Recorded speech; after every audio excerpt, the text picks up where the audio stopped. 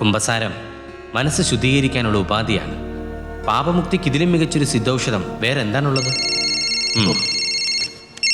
അച്ഛോ നമ്മുടെ സണ്ണിയാ.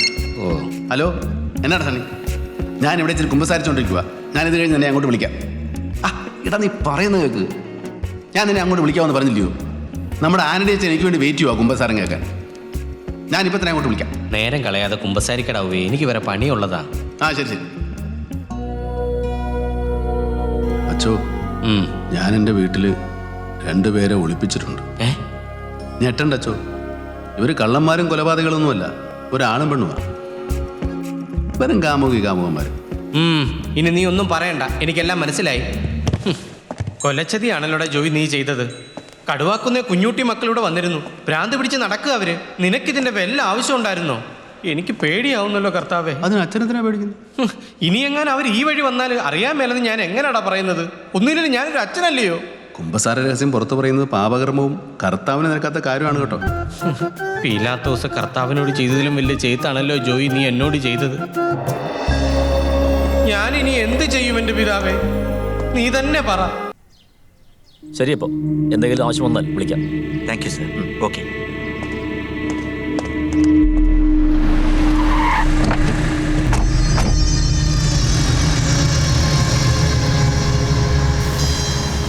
പൗലോസ് പറഞ്ഞ അടയാളം വെച്ച് നോക്കുമ്പോൾ ഇത് തന്നെ. മാത്തച്ഛനപ്പി വാക്ക് വായിച്ചെന്നാ തോന്നുന്നേ. വണ്ടി ഇടറാ.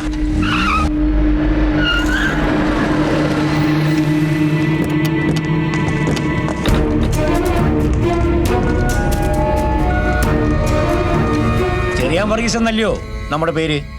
അതെ, എനിക്ക് മനസ്സിലായില്ല. മനസ്സിലാക്കി തരാനാ വന്നത്. ഞാൻ കരിമണ്ണൂർ കടുവാക്കുന്നിൽ കുഞ്ഞുട്ടി. ഇതെന്റെ മൂത്ത മക്കള് സോണിക്കുട്ടിയും സിബിക്കുട്ടിയും.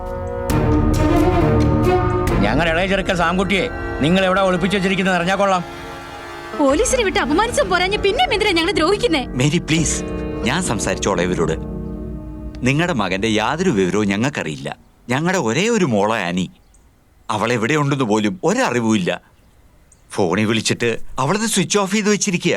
എടോ ചെറിയാൻ വർഗീസേ, തന്റെ നാടകവും നിന്റെ അടുത്ത് വിലപ്പോകത്തില്ല. കളിയാക്കുവാന്നോ നിങ്ങള്?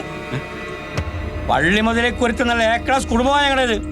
150 ഏക്കർ റബ്ബറും ചെറുക്കനെയും കൂടെ ഓസിന് അടിച്ചെടുക്കാനാ പ്ലാനെങ്കിൽ അത് നടക്കത്തില്ല.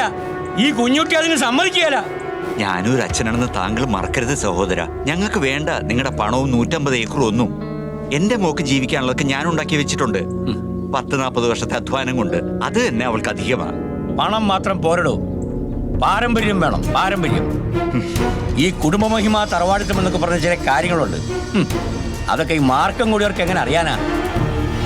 മിസ്റ്റർ കുഞ്ഞുട്ടി, ഇത് എന്റെ വീടാ. ഈ പടിക്കൽ വന്നതെന്ന് ഇങ്ങനെ അനാവശ്യം സംസാരിക്കരുത്. ഞാനൊന്ന് ഉച്ചത്തിൽ വിളിച്ചാലും വരും നാട്ടുകാർ കുറച്ചുപേരൊക്കെ. എന്താ ചെയ്യാനുള്ളത് വെച്ചാൽ നിങ്ങളങ്ങ് ചെയ്തോ. അതിന്റെ വരും വരായികളൊക്കെ ഞങ്ങൾ സഹിച്ചോളാം. വരേടാ. അതെ, ഞങ്ങളുടെ ചെറുക്കൻ എവിടെ കൊണ്ട് ഒളിപ്പിച്ചാലും കണ്ടുപിടിക്കും ഞങ്ങള്. അതിന്റെ വില എല്ലാരും കൂടെ അനുഭവിക്കേണ്ടി വരും. അതോർത്തോ. ഇനി അവാന്തിക്കണ്ട. വിളിയടാ വെക്കനെ. കാമുകന്മാർ അത്താഴം വല്ലതും കഴിച്ചായിരുന്നു ആൻസി? അവരെപ്പോഴേ കഴിച്ചു. അവരിപ്പോ ഉറങ്ങിക്കാണും. അതാരും ഈ നേരത്ത് ബൈക്കിൽ? ഞാൻ പോയി നോക്കിച്ചോ. ആരാന്നറിയാതെ വരാന്തയിലോട്ടൊന്നും ഇറങ്ങാൻ പോണ്ട ചോദിച്ചു.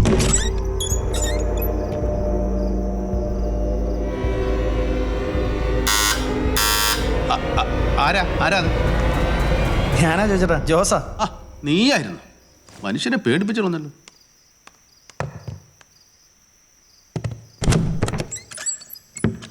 നീ എന്നതാ ജോസ ഈ നേരത്ത്? ആ കുളപ്പുറം വക്കനും കൂട്ടി ഈ വഴിക്കും കണ്ട് പോന്നിട്ടുണ്ടോന്നൊരു സംശയമുണ്ട്.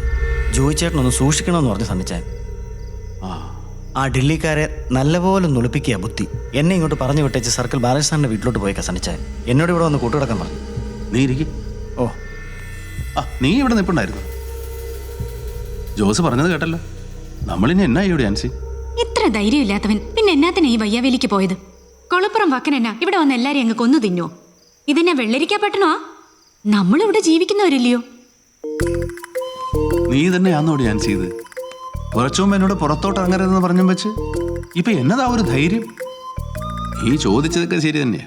പക്ഷെ ആ ചാവടി കിടക്കുന്ന അതുങ്ങളെ വക്കം പിടിച്ചോണ്ട് പോയാൽ തീർന്നില്ലയോ നമ്മുടെ അഭിമാനം? ആ ചെറുക്കനിടെ നല്ല തല്ലും കിട്ടും. ആ പെണ്ണിന്റെ കാര്യം അതിലും കഷ്ടം. പിന്നെ സണ്ണിയോട് ഞാൻ എന്നാ പറയും? അവന്റെ ഒത്തിരിക്കാലത്തെ മോഹമില്ലയോ പബ്ലിക് പ്രോസിക്യൂട്ടർ ഉദ്യോഗം. അതുകൊണ്ട് നമ്മൾ ഈ കാര്യത്തിൽ എന്നായെങ്കിലും ചെയ്തേ പറ്റത്തുള്ളൂ. തൽക്കാലം നമുക്ക് അവരെ ആ തേങ്ങാക്കൂടിന്റെ തട്ടയിലോട്ട് കയറ്റിയാലോ? മിനിഞ്ഞാന്ന് തേങ്ങയെല്ലാം ഇറക്കി തട്ടടിച്ചു വാരി വൃത്തിയാക്കി ഇട്ടിരിക്കുമല്ലയോ? അതിനെ കോവണി അഴിച്ച് വെളിയിലിട്ടിരിക്കുമല്ലോ ആൻസി. അതൊന്നും സാരമില്ല. ഒരു മേശയുടെ പുറത്ത് സ്റ്റൂൾ വെച്ച് അങ്ങോട്ട് കയറ്റി വിട്ടാൽ മതി. നിങ്ങൾ പോയി പെണ്ണിനെയും ചെറുക്കനെയും വിളിക്കും. അപ്പോഴത്തേക്ക് ഞാനും ജോസും കൂടെ തേങ്ങാപ്പുരയുടെ താഴോട്ട് എന്ന് ഒരു മേശ പിടിച്ചിരട്ടെ. വാ.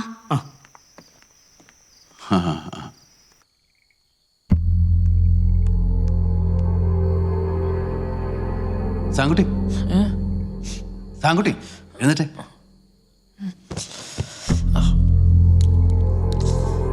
വന്നേ.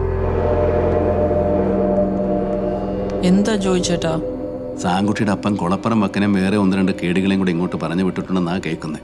സാങ്കുട്ടിയെ പിടിച്ചോണ്ട് പോവാൻ നിങ്ങളെ നല്ലതുപോലെ ഒന്ന് ഒളിപ്പിക്കണമെന്ന് ആ സണ്ണി വക്കീൽ പറഞ്ഞു വിട്ടിരിക്കുന്നത്. ഇവിടിപ്പം ഒളിക്കാൻ പറ്റിയ ഏറ്റവും നല്ല സ്ഥലം തേങ്ങാക്കൂട്ടിനെ തട്ട. തലമുട്ടാതെ നോക്കണമെന്നേ ഉള്ളൂ. കുറച്ചു നേരം മതിയല്ലോ. അത് കഴിഞ്ഞാൽ നിങ്ങൾക്ക് ഇങ്ങോട്ട് ഇറങ്ങി പോരുകയും ചെയ്യാം.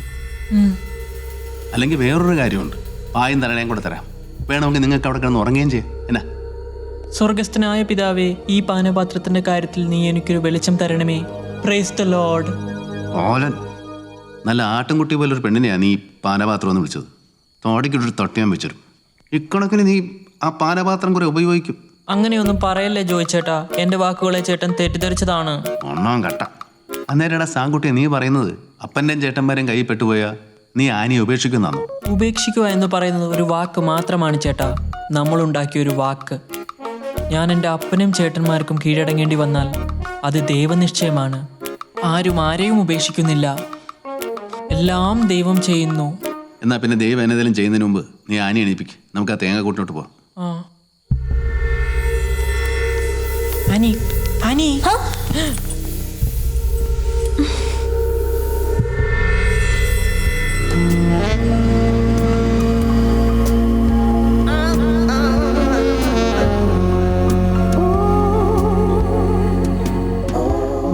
തമ്പുരാനെ, പാപചിന്തകളിൽ നീ എന്നെ നിവർത്തിക്കണമേ.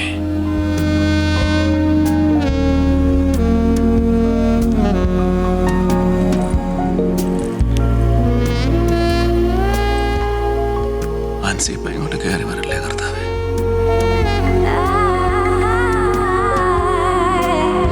അതെ, ലേറ്റ് വേണ്ട, പ്രശ്നമുണ്ട്. ആനി, ജോയിച്ചേട്ടൻ പറയുന്നത് എന്റെ അപ്പൻ നമ്മളെ പിടിക്കാൻ ഗുണ്ടകളെ വിട്ടിട്ടുണ്ടെന്നാ. നമുക്ക് ഇവിടുത്തെ തേങ്ങാക്കൂട്ടിലോട്ട് കയറി ഒളിച്ചിരിക്കാം. Praise the Lord. If I let you go, I will never know what my life would be holding close to me. Now again we are doing the real adventurous things. Praise the Lord. എന്നതാടാ Sankutty വിളി പറയുന്നത്? ചേട്ടാ, നമ്മൾ യഥാർത്ഥമായ സാഹസിക പ്രവർത്തികൾ ചെയ്യുകയാണല്ലോ എന്ന് പറഞ്ഞ് Annie ദൈവത്തെ സ്തുതിക്കുകയാണ് ചേട്ടാ. Praise the Lord. The pleasure of this unique experience is something like the pleasure we experience from the movies, and I have no words to explain it. Thank God. സിനിമയിൽ കണ്ടിട്ടുള്ളത് പോലെ ആനന്ദകരമാണ് ഈ അനുഭവം. അതിനെ വിവരിക്കാൻ വാക്കുകളില്ല. ദൈവത്തിന് നന്ദി എന്നാണ് ചേട്ടാ ആനി പറയുന്നത്. ഓഹോ. Thanks to Joey uncle also for giving us a chance to experience this heavenly pleasure. ഈ സ്വർഗീയ ആനന്ദം അനുഭവിക്കാൻ ഞങ്ങൾക്കൊരു അവസരം ഉണ്ടാക്കി തരുന്നതിന് അവൾ ചേട്ടനും നന്ദി പറയുന്നു. No mention, no mention.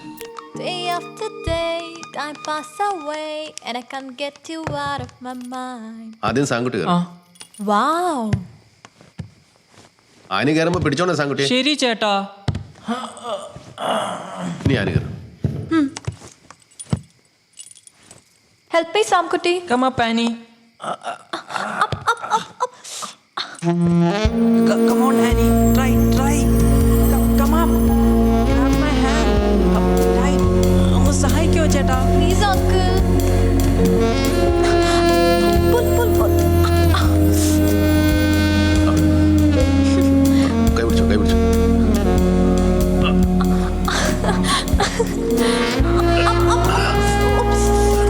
Ancy ഇപ്പൊ ഇങ്ങോട്ട് വരല്ലേ?